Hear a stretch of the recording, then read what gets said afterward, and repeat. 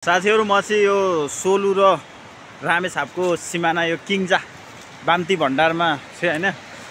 यो मौरीको भिरमौरी चाहिँ कस्तो हुन्छ भनेर मलाई थाहा थिएन देखे अब सुनेको थिएँ हैन कस्तो हुने रहेछ म तपाईहरुलाई नि देखाउँछु ल एकदमै यता त्यो नाङ्लो जता चाका हुने हैन भिरमौरीको चाका म देखाउँछु है त तपाईलाई आज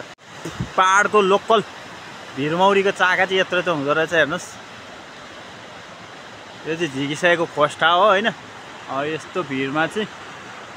यहाँ माथि देख्नु यो यति ठुलो पहरोमा चाहिँ हैन हाम्रो यहाँ अझै 7-8 वटा चाका छ के भिरमौरीले 7-8 वटा चाका लाएर रहेछ कुन चाहिँले मुख मिठाउँदै खान्छ भोलि पर्सि खाना चाहिँ तर हामीले नि देख्यौ हैन एउटा भिडियो चाहिँ बनाउन त भनेर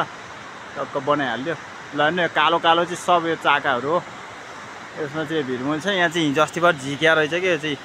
झिकेर खानु खाएर यसरी फ्यालेछ यता नि छ है यता पनि ल्याउनु काका ए यत्रो भिरमा हुँदो रहेछ है आम्मा यत्रो भिरमा पहरोमा मौरीको चाका हैन भिरमौरीको चाका यो भिरमौरी त अलिकति खाने मान्छे मात्तिन्छ अरे नि त हैन खै उता फर्काउनु चुइयो ल भिरमौरीको चाका है त यो चाहिँ 8 4 9 1 खै